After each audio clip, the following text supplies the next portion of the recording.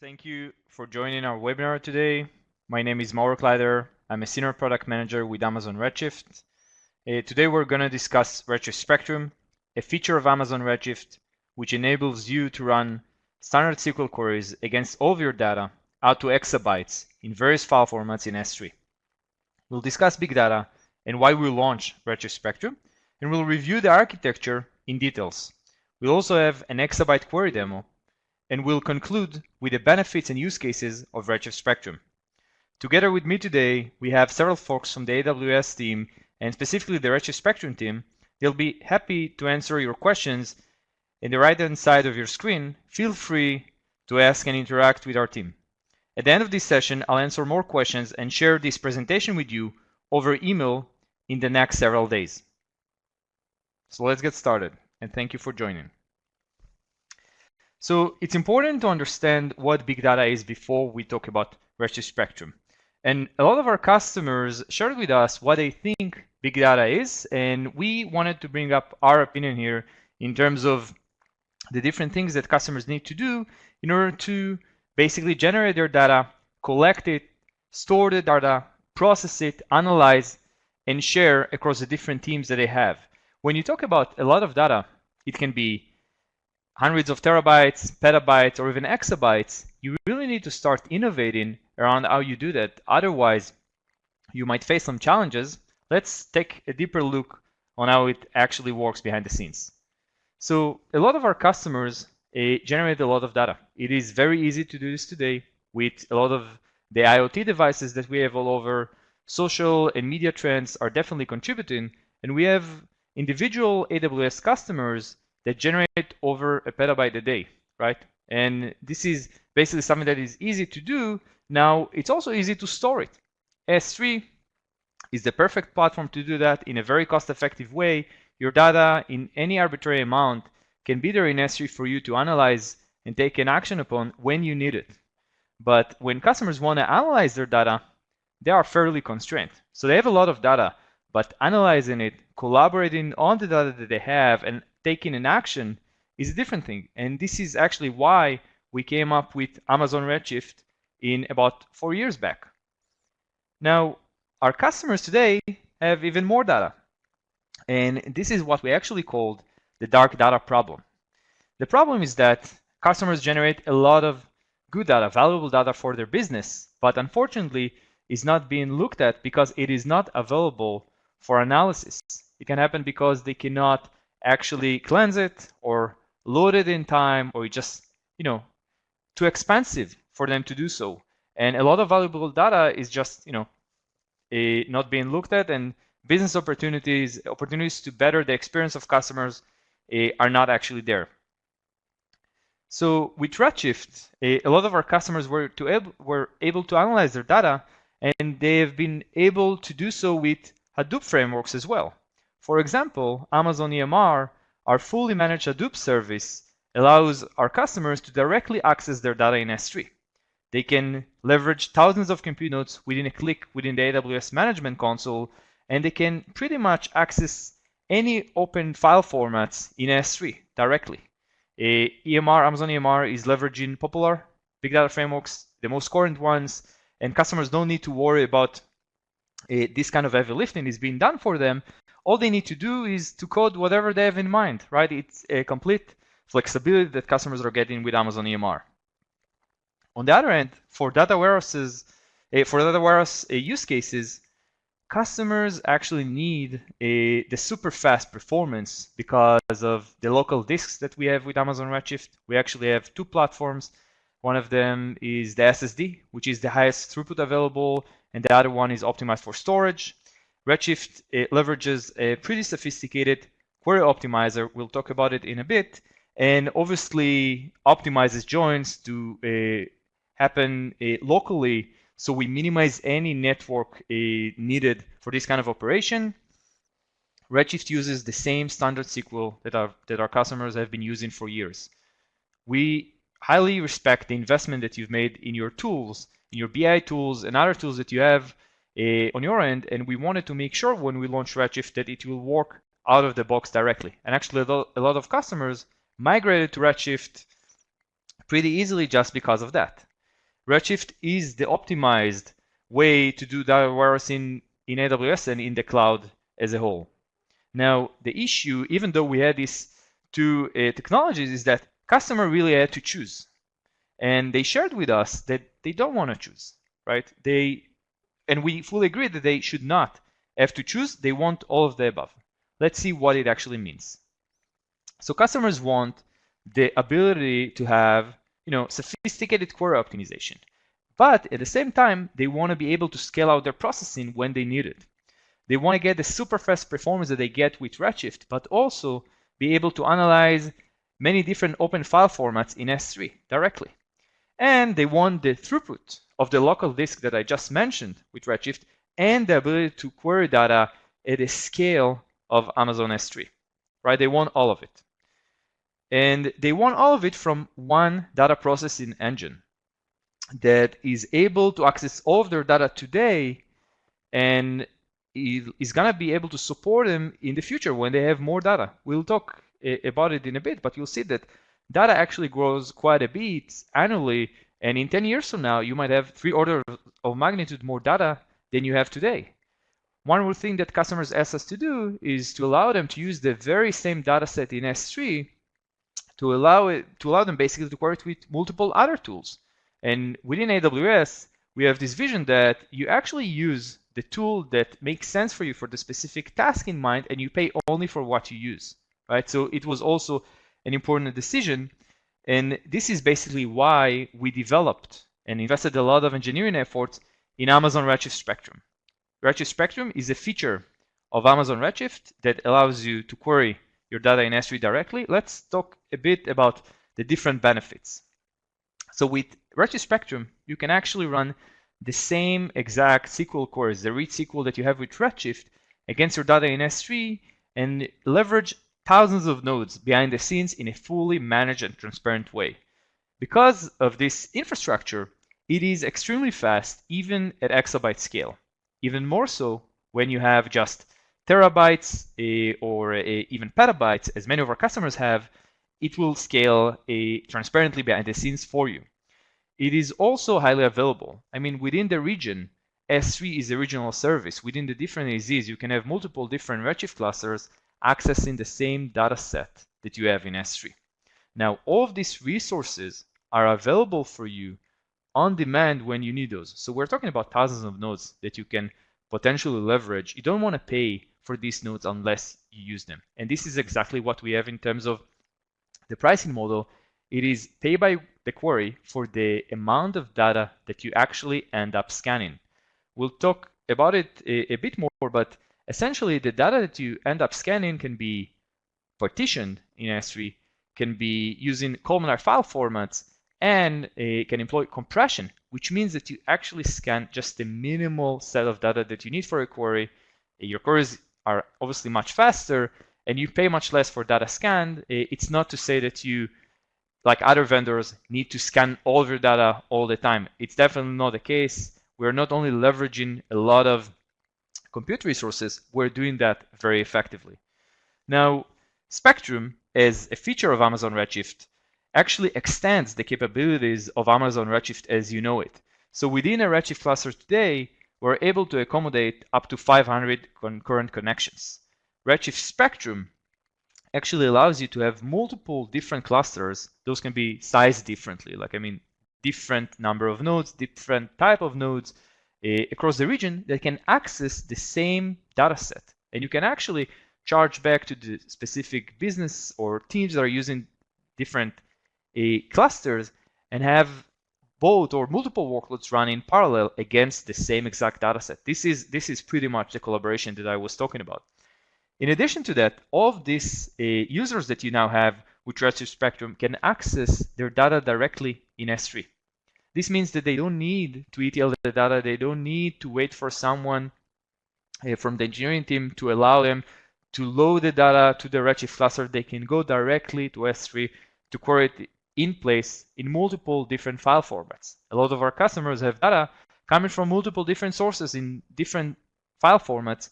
It can come from Amazon Kinesis or from other services, and they want to be able to query it immediately. immediately means data that just arrived to S3 or even data that is historical, but they need the answer for some type of analysis. The last point that I wanted to mention is that as a feature of Amazon Redshift, Spectrum actually inherits all the benefits of Amazon Redshift. The security, the compliance, the certifications, and also the rich SQL support that you're used to. And all the functionality that we develop in Redshift is out there to support you with Spectrum as a feature of Redshift. I would also like to mention that with Redshift, we have the notion of a maintenance window, which means that about every 2 weeks or so, we'll ship a new release with fixes, enhancements, and new features to your cluster automatically without any cost. You can use these features if you see fit. Spectrum is actually one of these features that we launched about 2 months ago. I'd like to discuss the life of a query just to show you how it actually works behind the scenes. So let's say that I have this query against a table that resides in S3. And this is my external table that I want to query. Now, at the upper part of the screen, you'll see a BI tool or even your SQL client that connects possibly with our JDBC ODBC driver to your Redshift cluster. Once you submit this query, it will get optimized and compiled at the leader node. The leader node is actually the brain of your Redshift cluster, and it determines what is going to happen locally and what is going to get done with the help of the Redshift Spectrum layer. Now, the plan is being sent to all of your compute nodes because we leverage all the resources that you have available in your cluster. The compute nodes themselves, they will execute the plan that they have to the extent possible, and then they will go and talk with the data catalog that you have. This can be either the data catalog with Amazon Athena that you have today, or soon enough it will be part of AWS Glue when it goes GA, or it can be your own Hive meta store that you have with AWS. We support all of these options. Once we are able to communicate with the data catalog, the compute nodes will actually prune the non-relevant partitions, so we focus on scanning only the relevant ones for your query. And the query plan, the optimized one, will actually get distributed via multiple requests to the Spectrum layer. And as you can see here, even with a modest Redshift cluster with several nodes, you can actually communicate with thousands of Spectrum nodes behind the scenes.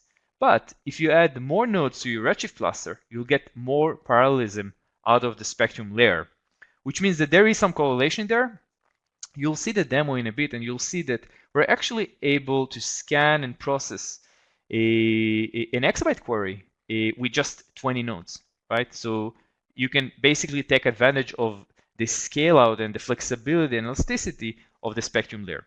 Let's get back to this diagram. After this step, basically, the Spectrum nodes will scan your data in S3, and they will do the heavy lifting in terms of projections, filtering, joins, and aggregation. The result set will be sent back to your Redshift cluster, a smaller cluster, obviously with less nodes, that is able to do the final aggregation and join operations with the local data that you have in your Redshift cluster. And the final result set will be merged and sent back to your client. Now, this diagram actually showed the life of one query. You can submit many different queries within the same Redshift cluster, and you can have many different Redshift clusters accessing the same data set in S3. Even more than that, you can have other services like Amazon Athena, EMR, and others that can access and collaborate on the same data set. This means that your finance, BI, decision makers, PM, whoever is using a BI tool can actually now collaborate with other teams that are doing data sciences using EMR for that, just to give you an example. Next, I would like to present a demo of a query, an analytical query that I will build up with you against an exabyte dataset in S3. We actually presented a similar demo at our AWS San Francisco Summit, and today the demo is going to be recorded so I can actually share it with you via the webinar infrastructure. So let's say that I want to be able to query the results that I have for book sales over the last 20 years. I actually had a query that I wanted to show you. Let me see if I can pull it up real quick.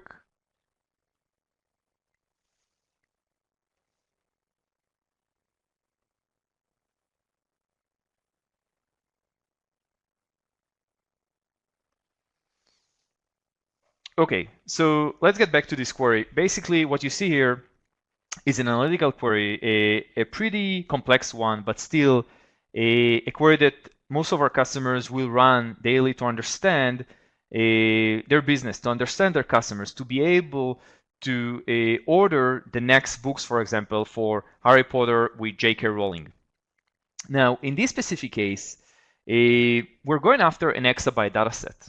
In order to be able to query an exabyte dataset and get the result in time, I mean in minutes, you need basically a bill and fold reduction. Let's talk a bit how do we get there. So with this query, running with Hive actually and leveraging a 1000 node cluster, our best estimation is that it will take you 5 years. It will take you 5 years, assuming that you won't hit any issues, errors, and it will just return as you expected in 5 years, something that we actually cannot guarantee, but our best estimation is 5 years. How do we get it in several minutes, as you'll see in a bit, is that we're actually employing all the different benefits that I just mentioned about Spectrum to get a bill and fold reduction. First, we have 15,000 partitions. We have one partition per day across the last 20 years, in one partition for the US and one to the rest of the world, that we're able to actually leverage just to visit the days that we actually care about. As you can see here, we have several tables that we query with multiple filters and join operation. This is a pretty complex query, and this sophisticated query optimizer allows us to actually scan just the data that we need. Within each partition, we have 140 terabytes for the day, and this is the imaginary sales data that we have here just for this demo. And we created this demo to test Spectrum in a real workload case that many of our customers have.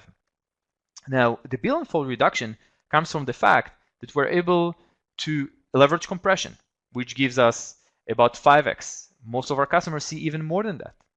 In addition to that, we're able to leverage the columnar format, visiting only the 5 columns that we care about out of the 50 or so that we have in total. In addition to that, we're able to prune some of the partitions because we're only interested in the US rather than the rest of the world. More than that, we're using dynamic partition elimination just to query the actual partitions based on the data that we have with your Redshift cluster, the local Redshift cluster. And you can see that this query against an exabyte dataset came back in less than 3 minutes.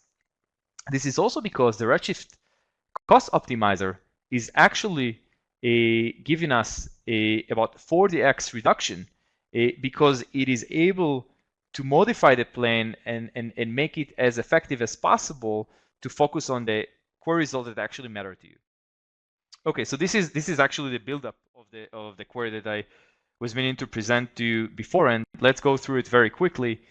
You can see that the plan actually is to release the 8th book of Harry Potter. And I have one product table, and I'm employing 2 filters, right? This is how I start my journey, and you'll see that I build this query up as we go, and this is actually a typical process for customers.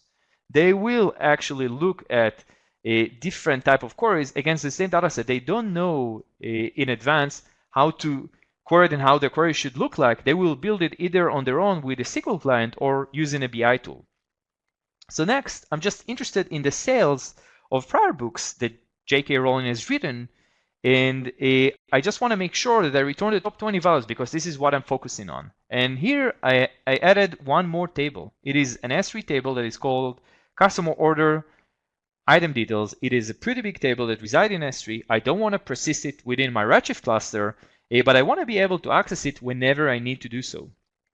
And obviously I have more predicates here. I have filters, I have on join, I have several group bys, etc., etc. Next, and this is the third step out of 4 that I'm going to present, I'm basically gonna focus just on the first 3 days of releasing the book. This is the first editions that I'm actually interested in, and I have one more table. One of the tables is actually local. I have more filters, more joins, and you see that the query starts to build up and becomes more complex. The reason why I'm mentioning that is that it is not as useful to show you just a simple, very basic query scanning a lot of data. We want actually to focus on queries that actually matter to our customers. The last step for me would be to focus, as I said, on Seattle in the USA. And basically, you can see here the list that I was mentioning before that get us to a billion-fold reduction just with a 20-node DC1 cluster compared with what you'll have to do with Hive. With Hive, at the best case scenario, you'll have to leverage a 1,000-node cluster and persist it and pay for it, obviously, for 5 years. With Spectrum, it's not the case. You have 2,500 nodes that are waiting for you to query whenever you need. That just in this example, we use 2,500, but it can actually be any arbitrary number that we need in order to serve your query. And Spectrum will serve your queries on demand, and you pay only for the amount of data scanned. So this is basically the demo that I wanted to present. And let's talk a bit about how it actually works behind the scenes. So one of the reasons that Amazon Redshift Spectrum is so fast is that it uses the very same Redshift Advanced Cost-based optimizer that we've developed with Redshift for some time now. It pushes down the projections, the filters, aggregation, and join operations to the extent possible to the Spectrum layer. So it's not only that we have 2,500 nodes in this example, we're also leveraging a pretty optimal plan to the extent that we can to scan only the relevant data after filtering in S3. One of the big benefits of Redshift Spectrum is that its ability to do dynamic partition elimination. This means that, as you saw in the last query, we're able actually to visit only the relevant partitions in S3, pruning all the rest. And this saves you not only the cost, because you don't scan data that you don't need to, but also gets you the performance that you care about, because we just focus on data that matters to you. In addition to that, you can obviously parallelize the query execution against data in S3, and the efficient join processing is happening because of the improvements and enhancement that we have within the Redshift cluster. And this is something that is expected to get even better as we move forward. In terms of cost effectiveness, it is important to mention that while you'd be paying for your Redshift cluster that you have in order to use Amazon Redshift Spectrum, you'll be only paying for the data scanned in a $5 per terabyte manner. And this is actually can be leveraging thousands of nodes behind the scenes. You don't need to worry about these nodes behind the scenes. We transparently and fully manage it for you. We take care of the scale, of the capacity, of all the matters that actually need to be there in order to allow you to query only when you need it. And in order to further minimize the cost and improve query performance, we encourage our customers to actually partition their data, like we did with the days in the query. You can also choose another key that is a good fit for your workload. It can be the week, the month, or other keys that you have in mind. Also, we highly encourage our customers to consider using a columnar file format like Parquet. This means that Spectrum will be able to scan only the relevant columns in S3, and this is a further optimization that is pretty significant. And in addition to that, a lot of our customers are already leveraging compression with Redshift, and we encourage our customers to do the same with their data in S3. So when they access their data in S3 with Redshift Spectrum, it will be the most optimized with that regards. Using partitioning, columnar file format, and compression can be as 90% or even more performant and cheaper compared with the non-partition, non-columnar, and non-compressed option. Let's talk about security, because this is one of the other benefits that I mentioned that you get when you use Redshift Spectrum as a feature of Amazon Redshift. So today, with Redshift and Redshift Spectrum, customers can encrypt their data end-to-end. You can actually encrypt your data in S3 using server-side encryption with AWS Key Management Service. It is a fully automated option for you. In terms of VPC, you can have your leader node of your cluster in your own VPC, virtual private cloud, and the compute nodes will reside in a private VPC, and no one, including yourself, has access to the compute nodes. This is actually where we have the local disks, and we protect them as a top priority for us. In addition to that, the Spectrum layer will be an additional private VPC that no one has access to, and these nodes for the Spectrum layer, they do not store any state or data, right? They are stateless. And this is another big part of Spectrum being secure. More than that, you can get notification pretty much about any event that is going on via email, text messaging, or whatever works for you, and everything can be audited. API calls with CloudTrail, AWS CloudTrail, and any SQL statement can be audited directly with Redshift. Now, another big part of Redshift being secure is actually the compliance that comes with it. A lot of companies that care a lot about security, they would use Redshift because it has all the certification and compliance that they actually need to meet their regulatory requirements. This can be SOC 123, HIPAA BAA for healthcare, FedRAMP, and PCI DSS. If you need anything else here, please let us know. As I said, every feature that we develop is actually released to the rest of our fleet free of charge during our maintenance window that is taking place every 2 weeks or so. So this is definitely something that we care about. If you have feedback, please let us know. Standard SQL is another big benefit of Amazon Redshift and Redshift Spectrum. It really means that you can use the same exact tools that you've been using with Amazon Redshift, and they work out of the box with Redshift Spectrum. This means that your BI tool can use the same rich language that includes complex joins, nested queries, window functions, and any additional functionality that we'll introduce along the way. As I said, in terms of partitioning your data in S3, this is something that we highly recommend, and you can do this by the date, by the time, hour, whatever you see fit. And I'm happy to discuss with you further if you want to get some ideas from our team. In order to get started with Redshift Spectrum, all you need to do is to define an external schema. You'll basically use the create external schema command either to connect Redshift with your Amazon Athena catalog, which soon enough will be the Glue catalog, the AWS Glue catalog when it goes GA, or with any Hive Metastore compatible catalog that you have. Once you run this command, you can actually start querying right away if you have registered all of your tables already.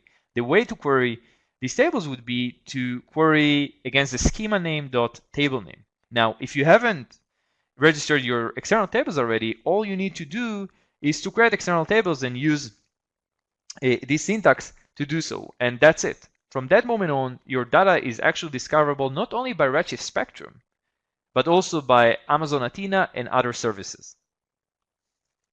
In terms of current support, Redshift Spectrum currently support many different file formats, including columnar file formats that we recommend customers to use, such as Parquet. It has different compression types like gzip, snappy, bzip. Others are coming very soon. In terms of encryption, you can use server-side encryption with AES-256 or with a default key that is fully managed for you. In terms of column types, we support many of those. One point that I wanted to mention is that date can actually just be used as a partition key rather than a column type. This is one note that I wanted to put out here, and this is definitely, column types is definitely something that we are extending. Let us know again if you need support for something else.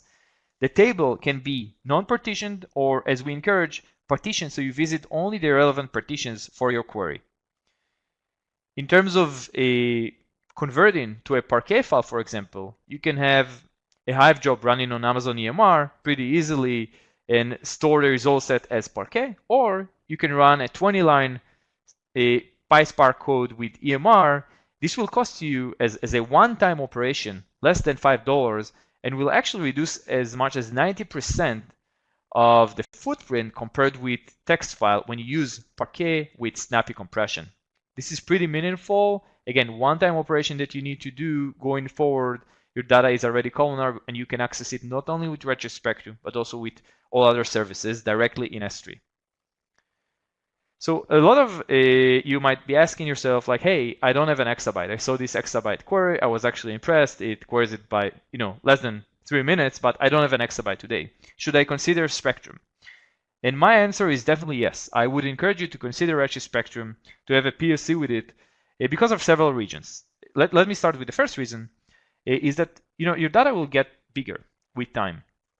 We actually see that the average Redshift customers doubles data each year. This means that in 10 years from now, data will grow by 3 orders of magnitude. It means that if you have 1 terabyte today, you'll have 1 petabyte in 10 years. And customers that have 1 petabyte today will have an exabyte in 10 years. And it is important when you plan ahead with your big data portfolio that will be here for some time, that you take a decision that will allow you to scale as your data grows. In addition to that, Redshift Spectrum actually simplify your analysis. So you can access your data directly in S3 without any ETL pipelines. You don't need to set up these expensive pipelines that might break. You can actually access the data in S3 directly for use cases that are a fit for that. In addition, you can use multiple different services, as I mentioned, and collaborate, which is the most important thing for many of our customers. They want to be able to have multiple different teams access the very same data set, so they actually take a combined action upon it. In addition, Amazon Redshift Spectrum actually extends the availability and concurrency of your Redshift cluster. You can run multiple different clusters, sized differently, different number of nodes, different type. It can be AGD or SSD, and they can all query the same data set. You can have several teams using, for tight SLA use cases, using the SSD nodes that are the highest throughput available, and have other clusters sized differently for other purposes and charged specifically to the business according to the performance requirement and actual usage. This is what Redshift Spectrum will allow you to do. In terms of the architecture that we have, I just wanted to wrap up and come up with this distinction. S3 is the platform for you to store all the data that you have in a very cost-effective and durable fashion. You can store all of your data out to exabytes, and the way for us to discover this data is with a data catalog, either your own one or one that is with our fully managed service that is going to be GA soon, AWS Glue. Now that you have the data and you're able to discover it, we have an array of serverless services that allow you to stream your data real time with Amazon Kinesis, allow you to ETL the data to the different services. This is actually the second part of AWS Glue. Redshift Spectrum, which is the topic of this webinar, allows you to burst your compute to be fast, even at exabyte scale, and you can pretty much trigger any code execution with AWS Lambda. On top of this, you have another layer that is the data processing layer. And here you have multiple different services, and a lot of our customers will use a combination of those. They will use EMR to code pretty much everything that they can with the fully managed Hadoop distributions. And they will use Athena as the simplest way to give all the employees the ability to query their data directly in S3. You don't need to set up any cluster or infrastructure. You just submit your query whenever you need it, and you get your result back. That easy. For a subset of the customer that actually need the performance of data warehouses, they need to do joins and aggregations, to write complex queries, to access a lot of data directly in S3. Redshift and Redshift Spectrum will definitely be the way. Redshift and Redshift Spectrum are the most performant way that you have to do SQL queries in AWS. Redshift Spectrum, as I mentioned, was developed with customers for customers. We actually worked with more than 20 customers that tested Spectrum, gave us the real workload, and were able to provide us with great feedback. So we developed Spectrum in a way that will actually solve for their use cases. So I wanted to thank all of these customers, and you can see the customers here that actually gave us their logo rights. We appreciate it very much, and the collaboration has been very fruitful. As the product manager for Amazon Redshift, I'm happy to work with you going forward and get to know more about your use cases and how Redshift Spectrum can be a fit. That's all on my end, and I'll be happy to take questions.